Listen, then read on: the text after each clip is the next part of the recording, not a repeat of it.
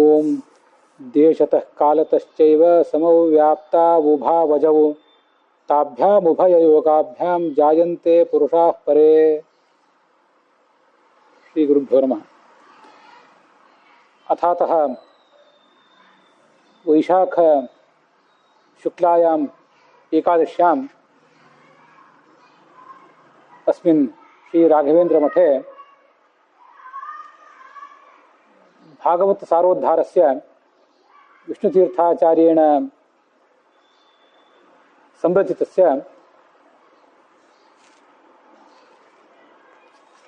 देशप्रशंसा प्रकरणं नाम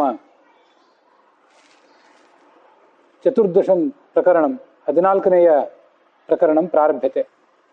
तत्र 85-100 श्लोकः 185नेय श्लोकोऽपि अद्य संश्रूयते.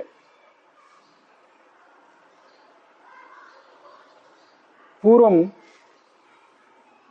निवृत्तकर्माणि परित्याज्यानि, निवृत्तकर्माणि आचरणीयानि, प्रवृत्तकर्माण्येव परित्यज्यानि इति भागवते यः सन्देशः वेदव्यासेन मुनिना प्रादायि,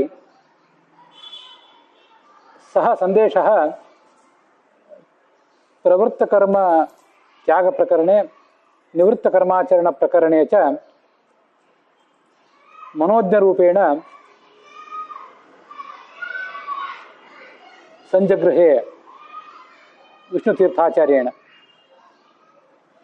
ವೇದವ್ಯಾಸರು ರಚನೆ ಮಾಡಿದಂಥ ಭಾಗವತ, ಅದರ ಸಾರ ಸಂಗ್ರಹವನ್ನು ಮಾಡುವಂಥ ಭಾಗವತ ಸಾರೋದ್ಧಾರದಲ್ಲಿ ಈ ಹಿಂದೆ ಮುಕ್ತಿಗೆ ಹೋಗಬೇಕು ಅಂತ ಬಯಸುವವನು ಪ್ರವೃತ್ತ ಕರ್ಮವನ್ನು ಯಾವತ್ತೂ ಕೂಡ ಮಾಡಬಾರ್ದು. ಈ ಜಗತ್ತಿನಲ್ಲಿ ನಮ್ಮನ್ನು ಕಟ್ಟಿ ಹಾಕುವಂಥ ಕರ್ಮಗಳೇನಿವೆ ಆ ಕರ್ಮಗಳನ್ನು ಯಾವತ್ತೂ ಮಾಡಬಾರ್ದು.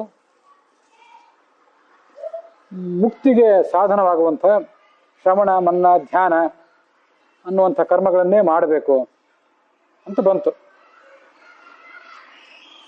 ನಿವೃತ್ತ ಕರ್ಮವನ್ನು ಮಾಡಬೇಕು ಅಂತ ಹೇಳಿದಾಗ ಎಲ್ಲಿ ಕರ್ಮ ಮಾಡಬೇಕು, ಕರ್ಮ ಮಾಡುವುದು ಎಲ್ಲಿ ಅಂತ ನಮ್ಗೆ ಗೊತ್ತಾಗಬೇಕು. ಯಾವತ್ತು ಯಾವ ದೇಶದಲ್ಲಿ ಕರ್ಮ ಮಾಡಬೇಕು, ಯಾವ ಕಾಲದಲ್ಲಿ ಕರ್ಮ ಮಾಡಬೇಕು ಅಂತ ಅನ್ನೋದು ಬಹಳ ಮಹತ್ವದ್ದು. ಯೋಗ್ಯವಾದ ಕಾಲ, ಯೋಗ್ಯವಾದ ದೇಶದಲ್ಲಿ ಏನು ಕೆಲಸ ಮಾಡ್ತೇವೆ ಅದೇ ಫಲದಾಯಕ. ಯಾವುದೋ ಬೇಕಾಬಿಟ್ಟಿಯಾದ ಕಾಲ, ಬೇಕಾಬಿಟ್ಟಿಯಾದ ದೇಶದಲ್ಲಿ ಕರ್ಮ ಮಾಡಿದರೆ ಆ ಕರ್ಮದಿಂದ ಸಿಗಬೇಕಾದಂಥ ಫಲ ಸಿಗೋದಿಲ್ಲ. ಅದಕ್ಕಾಗಿ ಈಗಿಲ್ಲಿ ದೇಶ ಪ್ರಶಂಸಾ ಪ್ರಕರಣ ಅನ್ನುವಂಥ ಪ್ರಕರಣವನ್ನು ಪ್ರಾರಂಭಿಸ್ತಾ ಇದ್ದಾರೆ.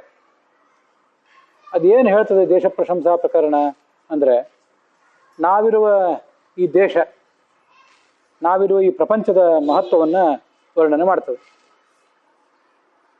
ಸಂಕಲ್ಪ ಮಾಡುವಾಗ ನಮಗಿದೆಲ್ಲ ಗೊತ್ತಿದೆ.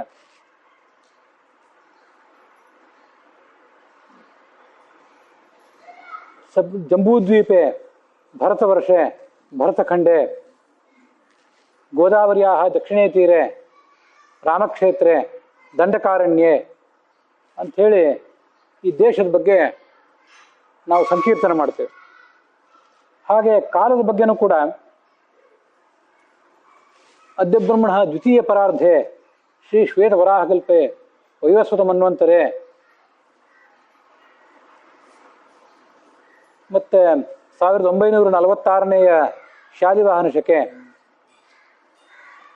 ಷಟ್ಚತ್ವಾರಿಂಶದುತ್ತರ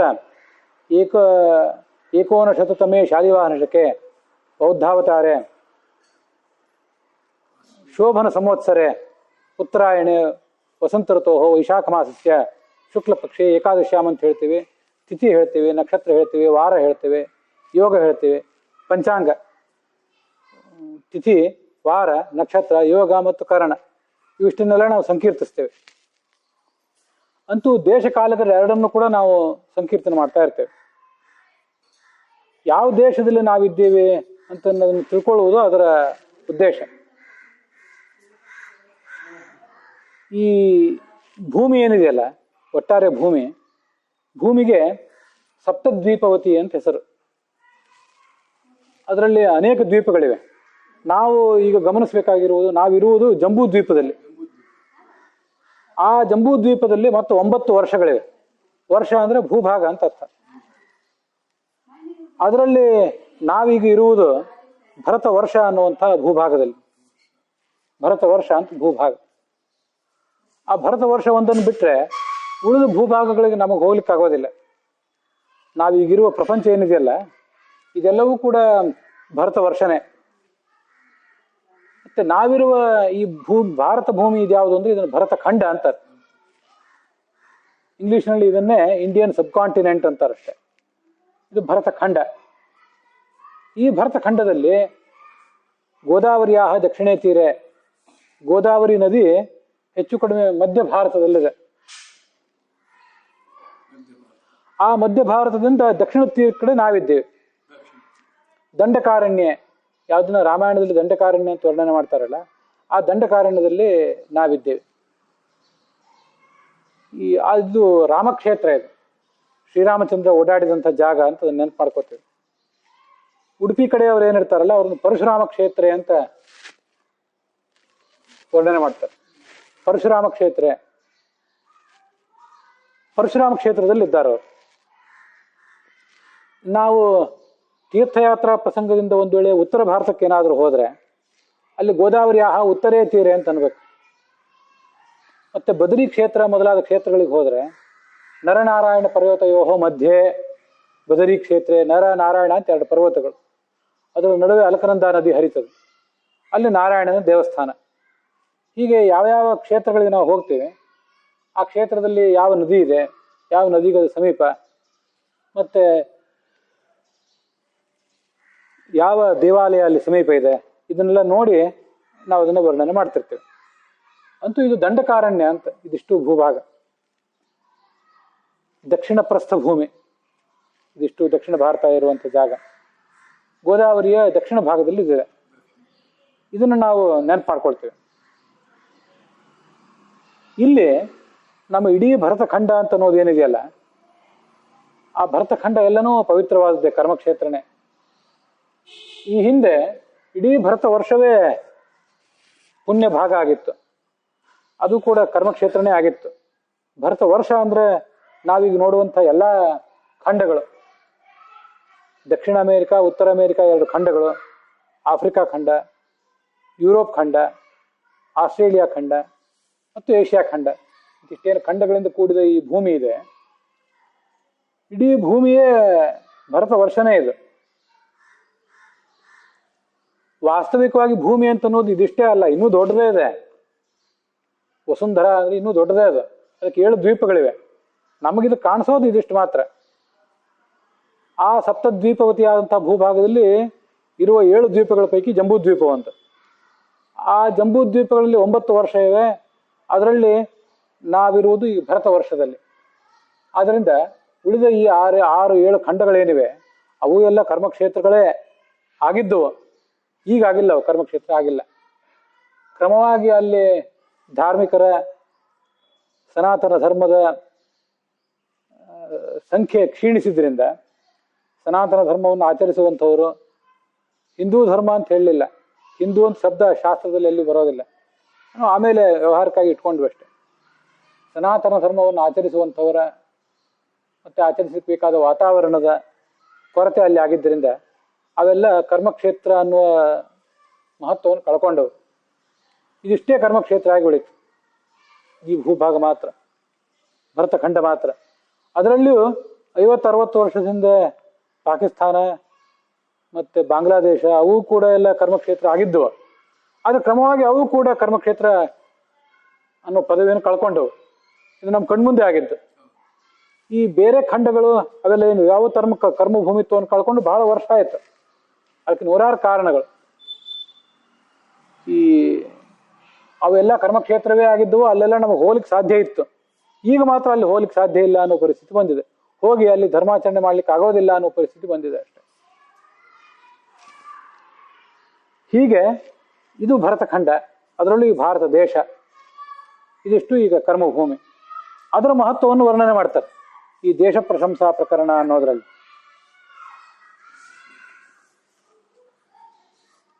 ಅಹೋ ಬತೈಷಾಂ ಕಿಮಕಾರಿ ಶೋಭನಂ ಪ್ರಸನ್ನ ಯೇಷಾಂ ಸ್ವಿದುತ ಸ್ವಜಂ ಹರಿಹಿ ಯೈರ್ಜನ್ಮ ಲಬ್ಧಂ ನೃಷು ಭಾರತಾಜಿರೆ ಮುಕುಂದ ಸೇವೋಪೈಕ ಸ್ಪೃಹಾತ್ಮಭಿಹಿ ಅಂತ 185ನೇ ಶ್ಲೋಕ.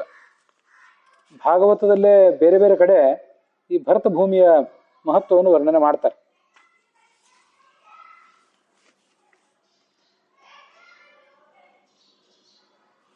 ಶುಕಮುನಿ ಪರೀಕ್ಷಿತನಿಗೆ ವರ್ಣನೆ ಮಾಡೋದು. ಈ ಜನ ಈ ಭರತ ಭೂಮಿಯಲ್ಲಿ ಏನಿದ್ದಾರಲ್ಲ, ಅಲ್ಲಿ ಮಾನವರಾಗಿ ಹುಟ್ಟಲಿಕ್ಕೆ ಅಂತ ಅಪೇಕ್ಷೆ ಪಟ್ಟಿದ್ದಾರಲ್ಲ, ಇವ್ರು ಏನು ಪುಣ್ಯ ಮಾಡಿದರು, ಏನು ಪುಣ್ಯ ಮಾಡಿ ಈ ಜಗತ್ತಿನಲ್ಲಿ ಹುಟ್ಟಿದ್ರು, ಈ ಭಾರತ ಭೂಮಿಯಲ್ಲಿ ಹುಟ್ಟಿದ್ರು? ಅಥವಾ ಇವರೇನು ಮಹಾಪುಣ್ಯ ಮಾಡದೆ ಹೋದ್ರು ಕೂಡ ಸ್ವಯಂ ಭಗವಂತನೇ ಇವ್ರ ಮೇಲೆ ಏನಾದರೂ ಕರುಣೆ ತೋರಿದ್ನೋ ಹೇಗೆ? ದೇವತೆಗಳೇ ಈ ಭರತ ಭೂಮಿಯನ್ನು ವರ್ಣಿಸ್ತಾರಂತ. ಹೀಗೆ ಅದ್ರ ಮಹತ್ವವನ್ನು ವರ್ಣನೆ ಮಾಡ್ತಾರೆ. ಇದು 5ನೇ ಸ್ಕಂದದ 19ನೇ ಅಧ್ಯಾಯದ 21ನೇ ಶ್ಲೋಕ ಪ್ರಾಯ. 7 ದ್ವೀಪಗಳಿಂದ ಕೂಡಿದಂಥ ಭೂಮಿಯಲ್ಲಿ ಜಂಬೂ ದ್ವೀಪ ಒಂದನ್ನು ಬಿಟ್ಟರೆ ಉಳಿದ 6 ದ್ವೀಪಗಳೇನಿವೆ ಅವೆಲ್ಲ ಕರ್ಮ ಫಲವನ್ನು ನಾವು ಈಗಾಗಲೇ ಕರ್ಮದ ಫಲವನ್ನೇನು ಮಾಡ್ಕೊಂಡಿದ್ದೀವಿ ಅದನ್ನು ಅನುಭವಿಸ್ಲಿಕ್ಕಾಗಿರುವಂಥ ಜಾಗ ಅದು. ಅಲ್ಲಿ ಹೋಗಿ ಮತ್ತೆ ಹೊಸದಾಗಿ ಸಾಧನೆ ಮಾಡ್ಲಿಕ್ಕೆ ಬರೋದಿಲ್ಲ. ಹಾಗೆ 9 ವರ್ಷಗಳಿಂದ ಕೂಡಿದಂಥ ಈ ಜಂಬೂ ದ್ವೀಪದಲ್ಲಿಯೂ ಕೂಡ ಭಾರತ ವರ್ಷವನ್ನು ಬಿಟ್ಟರೆ ಉಳಿದ 8 ವರ್ಷಗಳು ಕರ್ಮಕ್ಷೇತ್ರ ಅಲ್ಲ. ಅದು ಅಲ್ಲಿಗೆ ನಮಗೆ ಹೋಗ್ಲಿಕ್ಕೂ ಬರೋದಿಲ್ಲ. ಅದು ಕರ್ಮಕ್ಷೇತ್ರದ ವರ್ಣನೆ, ಆ ಉಳಿದ ಭರತ ವರ್ಷದ ವರ್ಣನೆ ಭಾಗವತದಲ್ಲಿ 5ನೇ ಸ್ಕಂದದಲ್ಲಿ ಹೇಳ್ತಾರೆ. ಅಲ್ಲಿ ಹೋಗ್ಲಿಕ್ಕೂ ನಮಗೆ ಬರೋದಿಲ್ಲ. ಅಲ್ಲಿರುವಂಥ ಜನರೆಲ್ಲರೂ ನಮ್ಗಿಂತ ಭಿನ್ನರಾದವರೇ. ಆದ್ರಿಂದ ಅವ್ಯಾವ ಕರ್ಮಕ್ಷೇತ್ರ ಅಲ್ಲ. ಭರತ ವರ್ಷ ಒಂದೇ ಕರ್ಮಭೂಮಿ. ಇದಿಷ್ಟು ಸಮಸ್ತ ಪ್ರಪಂಚವೇ. ಅದರಲ್ಲಿಯೂ ಕೂಡ ಈ ಭರತ ಖಂಡ ಅಂತ ಅನ್ನೋದು ಹೆಚ್ಚು ಕರ್ಮಭೂಮಿ. ನಾವು ಮಾಡಿದ ಏನು ಸಾಧನೆಗಳಿದೆ ಅದಕ್ಕೆ ಮಹಾಫಲ. ಯಾಕಂದ್ರೆ ಅನೇಕ ಜನ ಸಾಧು ಸತ್ಪುರುಷರೆಲ್ಲ ಇಲ್ಲಿ ಜನಿಸಿದ್ರು. ಜನ ಸಮುದಾಯಕ್ಕೆ ಕಾಲ ಕಾಲಕ್ಕೆ ಮಾರ್ಗದರ್ಶನ ಮಾಡಿದರು. ಹೀಗೆಲ್ಲ ಮಾಡ್ತಾ ಇರುವುದರಿಂದ ಇದನ್ನೇ ಕರ್ಮಭೂಮಿ ಅಂತ ನಾವು ವರ್ಣನೆ ಮಾಡ್ತೇವೆ. ದೇವತೆಗಳ ಅನುಗ್ರಹ, ಭಗವಂತನ ಅನುಗ್ರಹ ಇದ್ರೆ ಈ ಕರ್ಮಭೂಮಿಯಲ್ಲಿ ಮಾನವನಾಗಿ ಹುಟ್ಟಬೇಕು, ಭಗವಂತನ ಸೇವಾ ಮಾಡಬೇಕು, ನಿವೃತ್ತ ಕರ್ಮಾಚರಣೆ ಮಾಡಬೇಕು, ನಿಷ್ಕಾಮ ಕರ್ಮ ಮಾಡಬೇಕು, ಒಂದಿಷ್ಟೇನಾದರೂ ಶ್ರವಣ ಮಾಡಬೇಕು, ಒಂದಿಷ್ಟೇನಾದರೂ ಪಠನ ಮಾಡಬೇಕು, ಅದನ್ನು ಮಾಡಿದ್ದನ್ನು ಮನನ ಮಾಡಬೇಕು. ಯಾವುದು ಸರಿ ಯಾವುದು ತಪ್ಪು ಅಂತ ಮನನ ಮಾಡಬೇಕು. ಗುರುಗಳಾದವರನ್ನ ಇದ್ರ ಬಗ್ಗೆ ನಮಗೆ ವರ್ಣನೆ ಮಾಡಿ ಅಂತ ಕೇಳಬೇಕು. ಅದಾದ್ಮೇಲೆ ಕುತ್ಕೊಂಡು ಒಂದು ಸ್ವಲ್ಪ ಧ್ಯಾನ ಮಾಡಬೇಕು. ಇಷ್ಟನ್ನ ಪ್ರತಿಯೊಬ್ಬರು ಕೂಡ ಮಾಡಬೇಕು. ಅದನ್ನು ಬಿಟ್ಟು ಯಾವುದೋ ಐಹಿಕ ಫಲ ಸಿಗಲಿ, ಸುಖ ಸಿಗಲಿ ಅಂತ ಪ್ರವೃತ್ತ ಕರ್ಮಾಚರಣೆ ಏನಾದರೂ ಮಾಡಿಬಿಟ್ರೆ ಅಂತ ಮಾಡುವವರು ಜನ್ಮಕ್ಕೆ ಧಿಕ್ಕಾರ ಅಂತ ದೇವತೆಗಳೆಲ್ಲ ಇದನ್ನ ಬೈತಾರಂತೆ.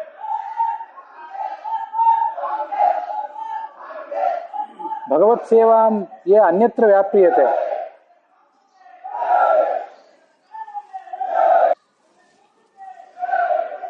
ಸಪ್ತದ್ವೀಪವತಿ ಭೂಮಂಡಲೆ ಷಡ್ದ್ವೀಪಾಃ ಇವ ನವವರ್ಷವತಿ ಜಂಬೂದ್ವೀಪೇಪಿ 8 ವರ್ಷಾಃ ಅಪಿ ನ ಕರ್ಮಕ್ಷೇತ್ರಾಣಿ. ಭಾರತೋ ವರ್ಷಃ ಏಕ ಏವ ಕರ್ಮಸ್ಥಾನಂ ದೈವಾದೀದೃಶಂ ಸ್ಥಾನಂ ಪ್ರಾಪ್ಯ. ಅಲ್ಲಿ ದೈವವಶಾತ್ ಇಲ್ಲಿ ಹುಟ್ಟಿ ಬಂದ ಮೇಲೆ ವಿನಾ ಭಗವತ್ ಸೇವಾಂ, ಭಗವಂತನ ಸೇವಾ ಒಂದು ಇಲ್ಲದೇನೆ ಏ ಅನ್ಯತ್ರ ವ್ಯಾಪ್ತಿಯಂತೆ ಬೇರೇನೋ ಕೆಲಸ ಮಾಡ್ಲಿಕ್ಕೆ ಸುಖ ಪಡ್ಲಿಕ್ಕೆ ಹೊರಟು ಬಿಟ್ರೆ ತೇಷಾಂ ಜನ್ಮ ಧಿಕ್, ಅವ್ರ ಜನ್ಮಕ್ಕೆ ಧಿಕ್ಕಾರ. ಹೀಗೆ ದೇವತೆಗಳು ಕೂಡ ಇದನ್ನ ವರ್ಣನೆ ಮಾಡ್ತಾರೆ ಈ ಭೂಮಿಯನ್ನ ಅಂತ ಕೇಳಿ ಬರೋದು. ಕಿಂ ದುಷ್ಕರೈಹಿ ನ ಕ್ರತುಭಿಸ್ತಪೋವೃತೈಹಿ ದಾನಾದಿಭಿರ್ವ ದ್ವಿಜಯೇನ ಫಲ್ಗುಣ ನಯತ್ರ ನಾರಾಯಣ ಪಾದ ಪಂಕಜ ಸ್ಮೃತಿ ಪ್ರಮುಷ್ಟ ಅತಿಶಯೇಂದ್ರಿಯೋತ್ಸವಾತ್. ದೇವತೆಗಳು ಇದನ್ನೆಲ್ಲ ವರ್ಣನೆ ಮಾಡ್ತಾರಂತೆ. ಯಾಕೆ ಈ ಭೂಮಿ ಅಷ್ಟು ಮಹತ್ವದ್ದು ಅಂದ್ರೆ,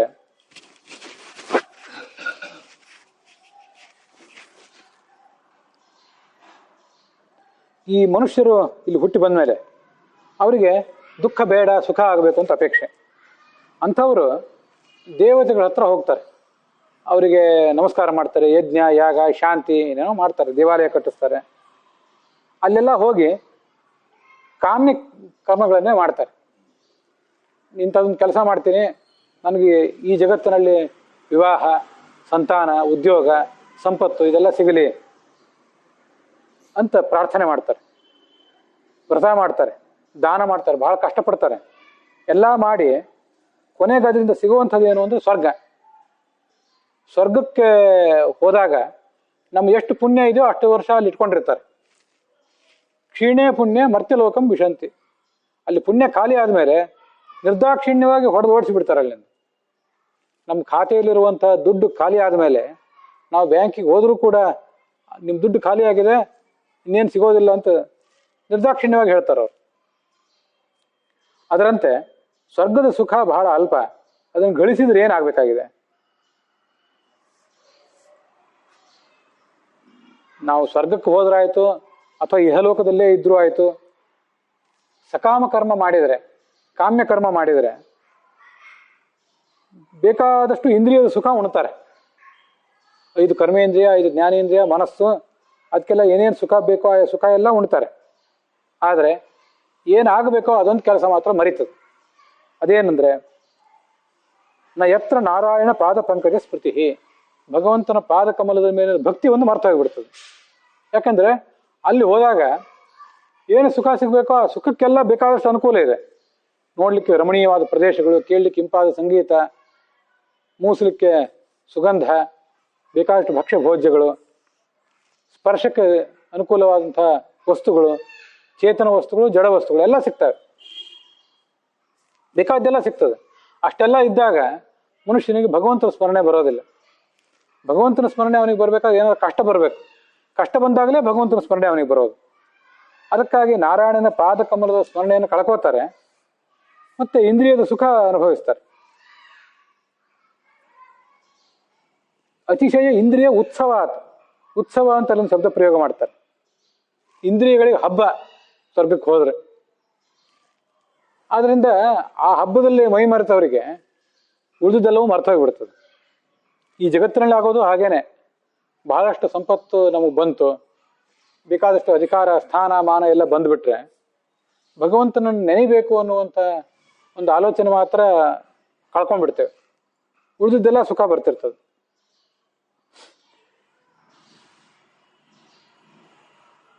ಇದು ಜಗತ್ತಿನ ರೀತಿ. ದೇವತೆಗಳು ಏನು ಮಾಡ್ತಾರೆ ಅಂದರೆ ಅವ್ರಿಗೆ ಸುಖ ಬಂದ್ರೂ ಭಗವಂತನ ಮತ್ತೆ ನೆನಪು ಮಾಡ್ಕೋತಿರ್ತಾರೆ. ಮನುಷ್ಯರಿಗೆ ಸುಖ ಬಂದರೆ ಸುಖದಲ್ಲೇ ಮುಳುಗಿ ಬಿಡ್ತಾರೆ. ಇಲ್ಲಿ ಒಂದು ಸಂಗತಿ ನಾವು ನೋಡಬೇಕು. ಸ್ವರ್ಗಕ್ಕೆ ಹೋದಾಗ ಸುಖ, ನರಕಕ್ಕೆ ಹೋದಾಗ ದುಃಖ ಅಂತ ನಂಬ್ತೀವಲ್ಲ. ನರಕಕ್ಕೆ ಹೋದಾಗ ಎಲ್ಲ ಸಂದರ್ಭದಲ್ಲಿಯೂ ದುಃಖ ಏನಾಗೋದಿಲ್ಲ. ನರಕದಲ್ಲಿಯೂ ಕೂಡ 2 ಭಾಗಗಳಿವೆ. ಅಲ್ಲಿಯೂ ಕೂಡ ಸುಖ ಪಡ್ಲಿಕ್ಕೆ ಬೇಕಾದಂಥ ಕೆಲವು ಭಾಗಗಳಿವೆ, ದುಃಖ ಪಡ್ಲಿಕ್ಕೆ ಬೇಕಾದಂಥ ನರಕಗಳೂ ಇವೆ. ಕೆಲವು ಬಾರಿ ನಮ್ಮನ್ನು ನರಕದಲ್ಲೇ ಕರ್ಕೊಂಡು ಹೋಗಿ ಅಲ್ಲಿರುವಂಥ ಸುಖ ಪಡ್ಲಿಕ್ಕೆ ಬೇಕಾದಂಥ ಭೂಭಾಗಗಳಿಗೆ ಓಡಾಡಿಸಿ ಅಲ್ಲೂ ಸುಖನೂ ಕೊಡ್ತಾರೆ, ಸ್ವರ್ಗದಲ್ಲಿಯೂ ಕೂಡ ಸುಖನೂ ಕೊಡ್ತಾರೆ.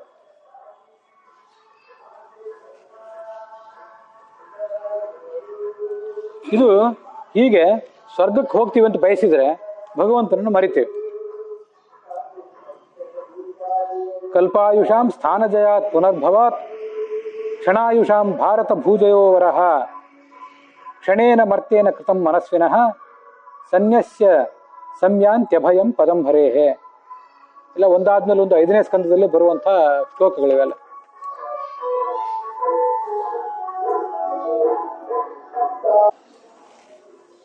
ಮನುಷ್ಯನಾಗಿ ಹುಟ್ಟಿ ಒಂದಿಷ್ಟು ಕರ್ಮ ಮಾಡಿ ಆ ಮೂಲಕ ಏನು ಸ್ವರ್ಗಕ್ಕೆ ಹೋಗ್ತಾನಲ್ಲ, ಕೆಲವು ವರ್ಷಗಳ ಕಾಲ, 100 ವರ್ಷ, 1000 ವರ್ಷ, 10,000 ವರ್ಷ ಅಲ್ಲಿ ಸುಖವಾಗಿರ್ತಾನೆ. ಅಲ್ಲಿ ಆ ಪುಣ್ಯ ತೀರ್ದ್ಮೇಲೆ ಮತ್ತೆ ಇಲ್ಲಿ ಬರಲೇಬೇಕು. ಏನಾದ್ರು ದುಷ್ಟಕೃತ್ಯ ಮಾಡಿದ್ರೆ ನರಕಕ್ಕೆ ಹೋಗ್ತಾನಲ್ಲ, ಅಲ್ಲಿಯೂ ಕೂಡ ಅದರ ಫಲ ಅನುಭವಿಸಿದ ಮೇಲೆ ನರಕದಿಂದ ಮರಳಿ ಇತ್ಲಾಗ ಬರಲೇಬೇಕು ಈ ಕಡೆ. ನರಕವೂ ಶಾಶ್ವತ ಅಲ್ಲ, ಸ್ವರ್ಗನೂ ಶಾಶ್ವತ ಅಲ್ಲ, ಸ್ವಲ್ಪ ಕಾಲ ಹೆಚ್ಚು ಕಡಿಮೆ ಅಷ್ಟೆ. ಕಲ್ಪಾಯುಷಾಂ ಸ್ಥಾನಜಯಾತ್ ಪುನರ್ಭವಾತ್. ಕಲ್ಪಾಯುಷಾಂ ಅಂದರೆ ಕೆಲವು ಬಾರಿ ಈ ಜಗತ್ತಿನಲ್ಲಿ ನಾವು ಮನುಷ್ಯರೇ, ಆದರೆ ಒಂದು ಮಟ್ಟಿನ ಸೀಮಿತವಾದ ಒಂದು ದೇವತ್ವವನ್ನು ನಾವು ಕೂಡ ಪಡಿತೇವೆ. ಒಂದು ಕರ್ಮಜ ದೇವತೆಗಳು ಇತ್ಯಾದಿ ಶಬ್ದಗಳಿಂದ ವರ್ಣನೆ ಮಾಡ್ತಾರೆ.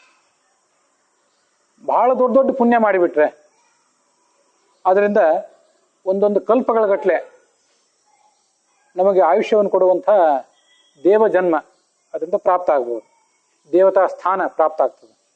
ಆದರೆ 10 ವರ್ಷನೂ ಒಂದು ಕಾಲಕ್ಕೆ ಮುಗಿಲೇಬೇಕು. 100 ವರ್ಷ ಇನ್ನೊಂದು ಸ್ವಲ್ಪ ವಿಳಂಬ ಆದ್ಮೇಲೆ ಮುಗೀತದೆ. 1000 ವರ್ಷ ಮತ್ತೂ ವಿಳಂಬ ಆದ್ಮೇಲೆ ಮುಗೀತದೆ. ಕೋಟಿ ಆಗಲಿ 10 ಕೋಟಿ ಆಗಲಿ 100 ಕೋಟಿ ಆಗಲಿ ಮುಗಿಲೇಬೇಕಲ್ಲ. ಅಂತೂ ಸ್ವರ್ಗವಾಸ ಅಂತೂ ಮುಗಿಲೇಬೇಕು ಒಂದು ಕಾಲಕ್ಕೆ. ಅದೇನು ಶಾಶ್ವತ ಅಲ್ಲ. ಕಲ್ಪ ಅಂತ ಹೇಳ್ತಾರೆ. ಕಲ್ಪ ಅಂತಂದ್ರೆ ದಿನಕಲ್ಪ, ಮನ್ವಂತರ ಕಲ್ಪ, ದಿನಕಲ್ಪ, ಮಹಾಕಲ್ಪ ಅಂತ ಹೀಗೆ ಬೇರೆ ಬೇರೆ ಥರದ ಕಲ್ಪಗಳನ್ನು ನಾವು ನೋಡ್ತೇವೆ. ಅಷ್ಟು ದೀರ್ಘಕಾಲ, ಒಂದೊಂದು ಮನ್ವಂತರಗಳ ಕಾಲ, ಒಂದು ದಿನಗಳ ಕಾಲ ಮನುಷ್ಯ ಬದುಕಲಿಕ್ಕೆ ಸಾಧ್ಯ ಇದೆ. ಸ್ವರ್ಗಕ್ಕೆ ಹೋಗಿ ಬಹಳ ದೊಡ್ಡ ದೊಡ್ಡ ಪುಣ್ಯ ಮಾಡಿದ್ರೆ 432 ಕೋಟಿ ವರ್ಷ ಅದು ಒಂದು ದಿನಕಲ್ಪ. 864 ಕೋಟಿ ವರ್ಷ ಆದರೆ ಹಗಲು ರಾತ್ರಿ ಅದು ಒಂದು ದಿನಕಲ್ಪ. ಅದಕ್ಕಿಂತ ಮನ್ವಂತರ ಕಲ್ಪ ಅಂತ ಅನ್ನೋದು ಇನ್ನೂ ಸಣ್ಣದು. 72 ಕೋಟಿ ವರ್ಷ, ಈ ಥರ ಕೆಲವು ವರ್ಷಗಳು ಮಾತ್ರ ಇರುವಂಥದ್ದು.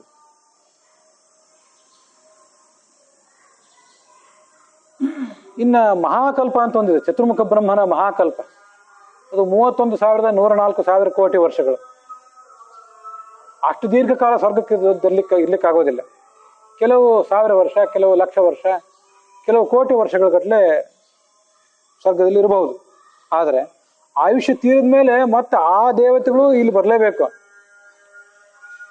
ಮೂಲತಃ ಯಾರು ದೇವತೆಗಳಿದ್ದಾರೆ ಅವರೇನು ಇಲ್ಲಿ ಬರಬೇಕಾಗಿಲ್ಲ, ಉಳಿದವರೆಲ್ಲ ಇಲ್ಲಿ ಬಂದು ಬೀಳಲೇಬೇಕು. ಮತ್ತು ಅದರಿಂದ ಏನು ಉಪಯೋಗ? ಶಾಶ್ವತವಾದ ಸ್ಥಾನ ಸಿಗಲಿಲ್ಲ ಅಂದಮೇಲೆ ಅದರಿಂದ ಏನು ಉಪಯೋಗ? ಕರ್ಮಭೂಮಿಯಲ್ಲಿ, ಈ ಕರ್ಮಭೂಮಿಯಲ್ಲಿ ಮಾನವ ಶರೀರ ನಮಗೆ ಸಿಕ್ಕಿದ್ರೂ ಕೂಡ ಒಂದು ಕ್ಷಣಕಾಲ ಏನೋ ಕೆಲಸ ಮಾಡಿದ್ವಿ, ದೇವರನ್ನು ಆರಾಧನೆ ಮಾಡಿದೆವು, ಒಂದಿಷ್ಟೇನೋ ಶ್ರವಣ ಮಾಡಿದೆವು, ಒಂದಿಷ್ಟು ಅಧ್ಯಯನ ಮಾಡಿದೆವು. ಕ್ಷಣಕಾಲ ಭಾಳ ಮಾಡ್ಲಿಕ್ಕೆ ಆಗಲಿಲ್ಲ. ನಮಗೆ ಮನುಷ್ಯರಿಗೆ ಭಾಳ ಮಾಡ್ಲಿಕ್ಕೆ ಆಗೋದೇ ಇಲ್ಲ. ದೀರ್ಘಕಾಲ ದೇವತೆಗಳಂತೆ ಏನಾದರೂ ಧ್ಯಾನ ಮಾಡಿಬಿಡ್ತೀವಿ, ತಪಸ್ಸು ಮಾಡಿಬಿಡ್ತೀವಿ ಅಂದ್ರೆ ಸಾಧ್ಯನೇ ಆಗೋದಿಲ್ಲ ಇವರಿಗೆ. ಆದ್ರಿಂದ ಕ್ಷಣಕಾಲ ಮಾಡಿದ ಕರ್ಮವನ್ನ ಇದು ಮನೋನಿಗ್ರಹದಿಂದ ಮನಸ್ಸನ್ನ ಇಂದ್ರಿಯಗಳನ್ನ ಹತೋಟಿಯಲ್ಲಿ ಇಟ್ಕೊಂಡು ಮಾಡಿ ಅದನ್ನ ಭಗವಂತನಿಗೆ ಒಂದು ವೇಳೆ ನಾವು ಅರ್ಪಿಸಿದ್ರೆ ಅದರಿಂದ ಮಹಾಫಲ ಇದೆ. ಕ್ರಮವಾಗಿ ಒಮ್ಮೆಲೆ ಕೊಡ್ಲಿಕ್ಕಿಲ್ಲ. ಭಗವಂತ ಕ್ರಮವಾಗಿ ಶಾಶ್ವತವಾದ ಸ್ಥಾನವನ್ನು ಕೊಡ್ತಾನೆ. ಆ ಶಾಶ್ವತವಾದ ಸ್ಥಾನಕ್ಕೆ ಹೋದ್ಮೇಲೆ ಮತ್ತೆ ಮರಳಿ ಬರೋದಿಲ್ಲ. ಆದ್ರಿಂದ ಕೋಟಿಗಟ್ಟಲೆ ವರ್ಷ ಸ್ವರ್ಗದಲ್ಲಿದ್ದು ಮರಳಿ ಬರುವುದಕ್ಕಿಂತ ಕೆಲವೇ ವರ್ಷ ಇಲ್ಲಿದ್ದು ಏನಾದರೂ ಒಂದು ಪುಣ್ಯ ಕಾರ್ಯವನ್ನು, ಧರ್ಮ ಕಾರ್ಯವನ್ನು ಮಾಡಿ ಭಗವಂತ ಇದನ್ನು ನೀನೇ ಮಾಡಿಸಿದೆ, ಸಂಸಾರದಿಂದ ದಾಟಿಸು ಸಾಕು ಅಂತ ಅವನು ಕೇಳ್ಕೊಂಡ್ರೆ ಅದು ಮಹಾಫಲದಾಯಕ. ಆದ್ದರಿಂದ ಲಕ್ಷಗಟ್ಟಲೆ ವರ್ಷ ಸ್ವರ್ಗದಲ್ಲಿ ಇದ್ದು ಬಿಡ್ತೇನೆ ಅಂತ ಯಾರು ಭ್ರಮಿಸಬೇಕಾಗಿಲ್ಲ. ಅದರಿಂದ ಲಾಭವೂ ಇಲ್ಲ. ಸ್ವಲ್ಪವೇ ಕಾಲ ಇಲ್ಲಿದ್ದು ಏನು ಕೆಲಸ ಮಾಡ್ತೀವಿ ಅದೇ ಲಾಭದಾಯಕ. ನಯತ್ರ ವೈಕುಂಠ ಕಥಾ ಸುಧಾಪಕ ನ ಸಾಧವೋ ಭಾಗವತಾಸ್ತದಾಶ್ರಯಾ ನಯತ್ರ ಯಜ್ಞೇಶ ಮುಖಾ ಮಹೋತ್ಸವಾ ಸುರೇಶ ಲೋಕೋಪಿ ನಯಾತಿ ಸೇವ್ಯತಾಂ.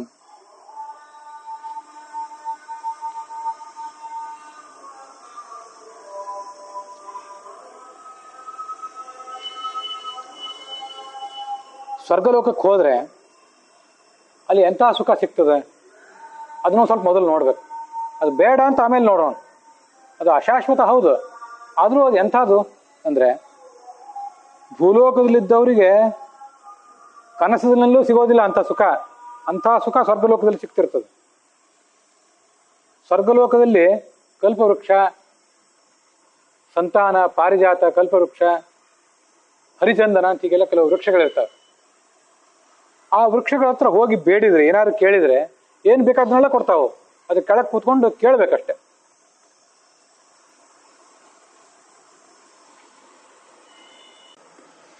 ಏನು ಬೇಕಾದನ್ನೆಲ್ಲ ಕೊಡುವಂಥ ವೃಕ್ಷಗಳು. ಅಲ್ಲಿರುವಂಥ ಅರಣ್ಯನೂ ಕೂಡ ಇಂದ್ರಲೋಕದ ನಂದನವನದಂತೆ ಬೇಕಾದನ್ನೆಲ್ಲ ಪರಿಹಾರ ಕೊಡ್ತದೆ. ನಮ್ಮ ತಾಪತ್ರಯವನ್ನೆಲ್ಲ ಪರಿಹಾರ ಮಾಡ್ತದೆ. ಅಲ್ಲಿ ಸರೋವರಗಳಲ್ಲಿ ಬರೀ ನೀರಿರೋದಿಲ್ಲ, ಅಮೃತದ ರಸ ಇರ್ತದೆ, ಅಥವಾ ಸಿಹಿಯಾದ ರಸ ಇರ್ತದೆ, ಬೇಕಾದಂತ ಪಾನ ಮಾಡ್ಬೋದು. ಯುವತಯೋಪಿ ಜರಾದಿ ವಿಕಾರರಹಿತಾ ಕಮನೀಯತಮಾಹ. ಪುರುಷರಿಗೆ ಸ್ವರ್ಗ ಸ್ತ್ರೀ ಸುಖ, ಸ್ತ್ರೀಯರಿಗೆ ಪುರುಷ ಸುಖ, ಇದೆಲ್ಲ ಸಿಗ್ತದೆ. ಅಲ್ಲಿದ್ದರು ಯುವತಿಯರು ಹೇಗಿರ್ತಾರೆ ಅಂದರೆ ಅಲ್ಲಿ ಅವರಿಗೆ ಮುಪ್ಪು ಇದೆಲ್ಲ ಇರೋದಿಲ್ಲ, ಸಾವು ಇದೆಲ್ಲ ಇರೋದಿಲ್ಲ. ಗೀತಾನ್ಯಪಿತಾಸಾಂ ಕೇವಲಂ ಪಾರವಶ್ಯ ಪ್ರಧಾನೆ. ಅವ್ರು ಹಾಡಿದರೆ ಶ್ರೋತೃಗಳು ಮೈ ಮರಿಬೇಕು, ಅಂತಹ ಸ್ತ್ರೀಯರಲ್ಲಿರ್ತಾರೆ, ಸಂಗೀತಗಾರ್ತಿಯರಲ್ಲಿರ್ತಾರೆ. ಪುರುಷಾಹ ಅಪಿ ನಿತ್ಯ ತರುಣಾಹ.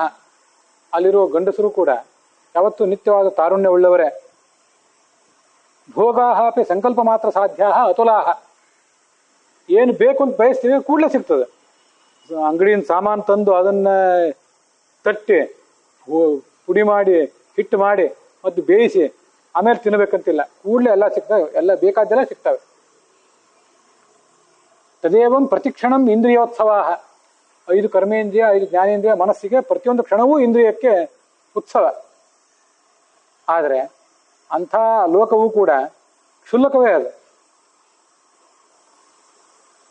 ಯಾಕೆ ಕ್ಷುಲ್ಲಕ ಅಂದರೆ ಆ ಸ್ವರ್ಗಲೋಕದಲ್ಲಿ ನದಿ ಇರಬಹುದು, ಆದರೆ ಭಗವಂತನ ಕಥಾ ಅನ್ನುವ ಅಮೃತದ ನದಿ ಅಲ್ಲಿದೆಯಾ, ಅದು ಮುಖ್ಯ.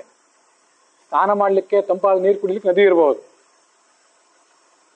ಹರಿಕಥಾಮೃತ ಸಾರ ಅನ್ನೋ ಏನಿದೆಯಲ್ಲ, ಹರಿಕಥಾ ಅನ್ನೋದೇ ಒಂದು ಅಮೃತ. ಆ ಅಮೃತದ ನದಿ ಅಲ್ಲಿದೆಯಾ, ಅದಿಲ್ಲದೆ ಹೋದ್ರೆ ಏನು ಉಪಯೋಗ? ಮತ್ತೆ ಅಲ್ಲಿ ಭಗವಂತನ ಗುಣಗಾನವನ್ನು ಮಾಡುವಂತಹ ಭಕ್ತರಿಲ್ಲದೆ ಹೋದರೆ ಅದರಿಂದ ಏನು ಉಪಯೋಗ? ಸಂಗೀತ ಆಯಿತು, ನೃತ್ಯ ಆಯಿತು, ಮೈ ಮರೆತೆವು. ಆದರೆ ಆ ಸಂಗೀತ ನೃತ್ಯ ಆ ಕಾಲದಲ್ಲಿ ಭಗವಂತನ ಉಪದೇಶ ಏನಾದರೂ, ಭಗವಂತನ ಮಹಿಮೆ ಕುರಿತ ವರ್ಣನೇನೋ ಅಲ್ಲಿ ಇಲ್ಲದೆ ಹೋದರೆ ಅದು ಈಗ ನಮ್ಮ ಸುತ್ತಮುತ್ತಲಿಲ್ಲಿ ನಡೀತಿರ್ತಾವಲ್ಲ, ನಮ್ಮ ಟೈಮ್ ಪಾಸಿಗಾಗಿ ನಾವು ಮಾಡುವಂಥ ಮನೋರಂಜನೆ ಚಟುವಟಿಕೆಗಳಷ್ಟೇ. ಅದರಿಂದ ಏನು ಉಪಯೋಗವಿಲ್ಲ. ಆ ದೇವಲೋಕದಿಂದಲೂ ಏನೂ ಉಪಯೋಗ ಇಲ್ಲ. ಆದರೆ ಭರತ ಭೂಮಿಯಲ್ಲಿ ಮಾತ್ರ, ಇಲ್ಲಿ ಹುಟ್ಟಿದ ಮೇಲೆ ಇಲ್ಲಿಯೂ ಆ ಹರಿಕಥಾಮೃತ ಏನಾದ್ರು ಕಿವಿಗೆ ಬೀಳದೆ ಹೋದ್ರೆ ಅರ್ಥನೇ, ಬಿದ್ದರೆ ಇದೇ ಸಫಲ, ಅದಕ್ಕಿಂತ ಇದೇ ಶ್ರೇಷ್ಠ. ಅಲ್ಲಿ ಹೋದ್ರೂ ಬೀಳ್ತದೆ, ಸ್ವರ್ಗಕ್ಕೆ ಹೋದ್ರೂ ಬೀಳ್ತದೆ. ಬೀಳೋ ಯೋಗ ನಮಗಿಲ್ಲದೆ ಹೋದರೆ, ಕೇವಲ ಸುಖ ಪಡಬೇಕು ಅಂತ ಅಲ್ಲಿ ಹೋಗಿದ್ರೆ ಸುಖನೇ ಪಡ್ತೇವೆ. ಸ್ವರ್ಗಲೋಕಕ್ಕೆ ಹೋಗೋಣ, ಅಲ್ಲಿ ಯಾರಾದರೂ ಜ್ಞಾನಿಗಳಿದ್ರೆ ಅವರಿಂದ ಒಂದಿಷ್ಟು ಉಪದೇಶ ಪಡೆಯೋಣ ಅಂತ ಬಯಸಿದರೆ ಅದು ಸಿಗ್ತದೆ. ಸುಖ ಬೇಕು ಅಂತಲೇ ಹೋಗಿದ್ದರೆ ಸುಖ ಮಾತ್ರ ಸಿಗ್ತದೆ. ನಮ್ಮ ಆಲೋಚನೆ, ನಮ್ಮ ಸಂಕಲ್ಪ ಹೇಗಿರ್ತದೋ ಹಾಗೆ ಹೋಗ್ತೇವೆ ಅಷ್ಟೆ. ಹೀಗೆ ಭೂಮಿ ಇಲ್ಲಿ ಹುಟ್ಟಿ ಹರಿಕಥಾಮೃತ ಕೇಳಬೇಕು, ಸಂಗೀತ ಕೇಳಬೇಕು, ಅಲ್ಲಿ ಭಗವಂತನ ತತ್ವನೇ ಕಿವಿಗೆ ಬೀಳಬೇಕು. ನೃತ್ಯ ಏನಾದರೂ ಮಾಡಿದರೆ, ಯಾರಾದರೂ ಮಾಡಿದರೆ, ನಾವು ಅದನ್ನು ನೋಡಿದರೆ ಅಲ್ಲಿ ಭಗವಂತನ ಲೀಲಾರೂಪಕವಾದ ನೃತ್ಯ ನಾಟಕವೇ ಇರಬೇಕು. ಇಲ್ಲದೆ ಹೋದರೆ ಅದರಿಂದ ಯಾವುದೇ ಉಪಯೋಗ ಇಲ್ಲ. ಅದೆಲ್ಲ ಸಿಕ್ಕರೆ ಅದೇನು ಮಾಡಬೇಕಾಗಿದೆ ತಗೊಂಡು? ಸ್ವರ್ಗಕ್ಕೆ ಕಿಚ್ಚು ಹಚ್ಚೆಂದ ಸರ್ವಜ್ಞ ಅಂತ ಸರ್ವಜ್ಞ ಹೇಳಿದ್ದು ಅದಕ್ಕಾಗಿ. ಎಲ್ಲವೂ ಇಲ್ಲೇ ಸಿಕ್ಕರೆ, ಆ ಸುಖ ಎಲ್ಲ ಇಲ್ಲೇ ಸಿಕ್ಕರೆ, ಭಗವಂತನ ಭಕ್ತರ ಸಂಘ ಇಲ್ಲಿ ಸಿಕ್ಕರೆ, ಮಾಡಬೇಕಾದ ಕ್ರಿಯೆಯನ್ನೆಲ್ಲ ನಾವು ಇಲ್ಲೇ ಮಾಡಿಬಿಟ್ರೆ ಅದರಿಂದ ನಮಗೇನಾಗಬೇಕಾಗಿದೆ? ಏನೂ ಕೂಡ ಅದರಿಂದ ಆಗಬೇಕಾದ ಪ್ರಯೋಜನ ಇಲ್ಲ. ಆ ಸ್ವರ್ಗವನ್ನು ಬಯಸಿ ಏನಾಗಬೇಕಾಗಿದೆ? ಯದ್ಯತ್ರಣ ಸ್ವರ್ಗ ಸುಖಾವಶೇಷಿತಂ ಸೃಷ್ಟಸ್ಯ ದತ್ತಸ್ಯ ಕೃತಸ್ಯ ಶೋಭನಂ ತೇನಾಬ್ಜ ನಾಭ ಸ್ಮೃತಿ ಜನ್ಮನ ಸ್ಯಾತ್ ವರ್ಷೇ ಹರಿರ್ಯದ್ ಭಜತಾಂ ಶಂತನೋತಿ. ದೇವತೆಗಳು ಹೇಳ್ತಾರಂತೆ, ನಾವೇನಾದರೂ ಬೇಕಾದಷ್ಟು ಯಜ್ಞ ದಾನ ಎಲ್ಲ ಮಾಡಿದರೆ, ಬೇಕಾದಷ್ಟು ಕರ್ಮ ಏನಾದರೂ ಸತ್ಕರ್ಮ ಮಾಡಿದರೆ, ಆ ಪುಣ್ಯದಿಂದ ಸ್ವರ್ಗಲೋಕದಲ್ಲಿ ಸುಖ ಉಂಡ ಮೇಲೆ ಇನ್ನೂ ಒಂದು ಸ್ವಲ್ಪ ಉಳಿದಿದ್ರೆ ಇಲ್ಲೇ ಬಂದು ಹುಟ್ಟೋಣ, ಈ ಭೂಲೋಕದಲ್ಲೇ ಬಂದು ಹುಟ್ಟೋಣ, ಭರತ ಭೂಮಿಯಲ್ಲೇ ನಮಗೆ ಜನ್ಮ ಸಿಗಲಿ. ಯಾಕೆಂದರೆ ಇಲ್ಲಿ ಆ ಭಗವಂತನ ಪಾದ ಕಮಲಗಳ ಸ್ಮರಣೆ ಆಗ್ತದೆ. ಮತ್ತೆ ಭರತ ಭೂಮಿಯಲ್ಲಿ ಹುಟ್ಟಿ ಬಂದ ಮೇಲೆ ತನ್ನನ್ನು ಯಾರು ಸ್ಮರಿಸ್ತಾರಲ್ಲ ಅವರಿಗೆ ಭಗವಂತ ಅಂತ ಶಾಶ್ವತವಾದ ಸ್ಥಾನ ಕೊಡ್ತಾನೆ. ಆದ್ರಿಂದ ನಾವು ಕೂಡ ಇಲ್ಲೇ ಹುಟ್ಟಬೇಕು ಅಂತ ದೇವತೆಗಳು ಬಯಸ್ತಾರೆ. ಅದರಿಂದ ಇಲ್ಲಿ ಹುಟ್ಟಿ ಬಂದ ಮೇಲೂ ಕೂಡ ಹರಿನಾಮಸ್ಮರಣೆ ಮಾಡದೆ ಹೋದ್ರೆ ಅದು ನಮಗೆ ಮಹಾ ಹಾನಿಕರ. ದೇವತೆಗಳು ಯಾಕೆ ಇಲ್ಲಿ ಬರ್ಲಿಕ್ಕೆ ಬಯಸ್ತಾರೆ ಈ ಭೂಲೋಕಕ್ಕೆ ಅಂದ್ರೆ ಭಗವಂತನ ನಾಮಸ್ಮರಣೆ ಇಲ್ಲಿ ಆಗ್ತದೆ. ಭಗವಂತನ ನಾಮಸ್ಮರಣೆ ಎಂದು ಮರೆಯೋದೇ ಇಲ್ಲ ದೇವತೆಗಳಿಗೆ. ಬಹಳ ದೊಡ್ಡವರು ಅವರು. ಮೋಕ್ಷ ಆಗಬೇಕು ಅಂತ ಅವ್ರೇನು ಬಯಸೋದಿಲ್ಲ, ಬಹಳ ದೊಡ್ಡವರು ಅವರು. ಮೋಕ್ಷ ಆಗಬೇಕು ಅಂತ ಬಯಸೋರು ನಾವು. ಅವ್ರಿಗೆ ಬೇಕಾದ ಭಕ್ತಿ ಮಾತ್ರ. ಆದರೆ ಮೋಕ್ಷದಲ್ಲಿ ನಾಳೆ ಅವರಿಗೆ ಹೆಚ್ಚಿನ ಭಕ್ತಿ ಸಿಗಬೇಕು, ಹೆಚ್ಚಿನ ಆನಂದ ಆಗಬೇಕು. ಅದಕ್ಕಾಗಿ ಏನು ಮಾಡಬೇಕು? ಶ್ರವಣ, ಅಧ್ಯಯನ, ಮನನ ಇದನ್ನೆಲ್ಲ ಮಾಡಬೇಕು. ಅದಕ್ಕಾಗಿ ಭಗವಂತ ಇಲ್ಲಿ ಅವತಾರ ಮಾಡ್ತಾನಲ್ಲ, ರಾಮ ಕೃಷ್ಣ ಇತ್ಯಾದಿ ರೂಪದಿಂದ ಅವತಾರ ಮಾಡ್ತಾನಲ್ಲ, ಅವನ ಜೊತೆಗೆ ನಾವು ಕೂಡ ಹುಟ್ಟಿ ಬಂದ್ರೆ ಆವಾಗ ಆ ಭಗವಂತನ ಸಾಕ್ಷಾತ್ತಾಗಿ ನಾವು ನೋಡಿದಂತಾಗ್ತದೆ, ಅವನ ಕಾರ್ಯದಲ್ಲಿ ನಾವು ಸಹಾಯ ಮಾಡಿದಂತಾಗ್ತದೆ. ಅದಕ್ಕಾಗಿ ನಾವು ಇಲ್ಲಿ ಹುಟ್ಟಿ ಬರೋಣ ಅಂತ ಇದು ಭಾಗವತದಲ್ಲಿ ಮತ್ತು ಭಾಗವತ ತಾತ್ಪರ್ಯದಲ್ಲಿ ಬರುವಂಥ ವಿಷಯ.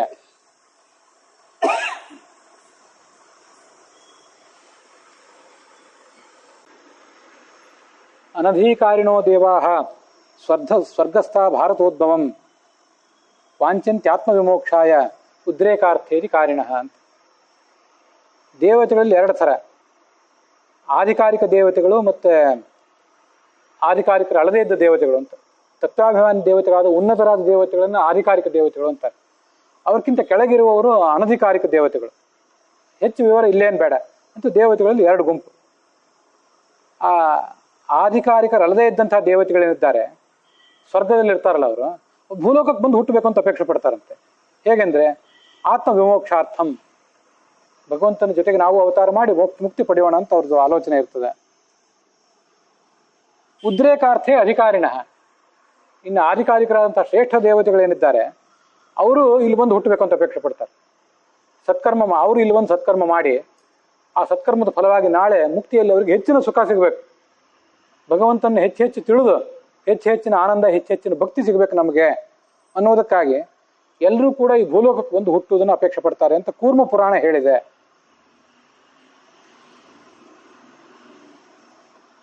ಭಾರತ ದೇಶನೇ ಕರ್ಮಭೂಮಿ. ಹರಿವರ್ಷ, ಕಿಂಪುರುಷ ವರ್ಷ ಮೊದಲಾದ 8 ವರ್ಷಗಳಿವೆ. ಅಲ್ಲಿ ಸ್ವರ್ಗಲೋಕದಲ್ಲಿ ಸುಖ ಉಂಡು ಏನಾದರೂ ಪುಣ್ಯ ಉಳಿದ್ರೆ ಆ ಪುಣ್ಯದ ಫಲವಾಗಿ ಒಂದಿಷ್ಟು ಮತ್ತೆ ಇಲ್ಲಿ ಮರಳಿ ಬಂದು ಅಲ್ಲಿರ್ತಾರಷ್ಟೆ. ಅದನ್ನೆಲ್ಲ ಭೂಸ್ವರ್ಗ ಅಂತ ಹೇಳ್ತಾರೆ ಉಳಿದ ವರ್ಷಗಳು. ಈ ಭರತ ವರ್ಷ, ನಾವಿರುವ ಈ ಪ್ರಪಂಚ ಇದೊಂದೇ ಭರತ ವರ್ಷ, ಇದೇ ಕರ್ಮಭೂಮಿ. ಕರ್ಮಭೂಮಿಯಾದಂಥ ಭಾರತದಲ್ಲಿ ಹುಟ್ಟಿ ಕರ್ಮ ಮಾಡಬೇಕು ಅಂತ ದೇವತೆಗಳೇ ಬಯಸ್ತಾರೆ ಅಂದಮೇಲೆ ನಾವು ಮನುಷ್ಯರು ಇಲ್ಲಿ ಹುಟ್ಟಿ ಸತ್ಕರ್ಮ ಮಾಡಬೇಕು. ಆ ಮೂಲಕ ಶಾಶ್ವತವಾದ ಸ್ಥಾನಕ್ಕಾಗಿ ಹಂಬಲಿಸಬೇಕು. ಏನೋ ಅಲ್ಪಕಾಲ ವಾಸ ಮಾಡಿಕೊಂಡಿದ್ದು ಅಲ್ಪಕಾಲದ ಸ್ವರ್ಗಕ್ಕಾಗಿ ಯಾವತ್ತೂ ಕೂಡ ಹಂಬಲಿಸಬಾರದು ಅನ್ನೋದು ನಮಗೆ ಈ ಶ್ಲೋಕದಿಂದ ತಿಳಿತದೆ. ಅಲ್ಲಿಗೆ 189ನೇ ಶ್ಲೋಕದೊಂದಿಗೆ ಇವತ್ತಿನ ಈ ಭಾಗ ಸಮಾಪ್ತವಾಗಿದೆ. ಶ್ರೀಕೃಷ್ಣಾರ್ಪಣಮಸ್ತು.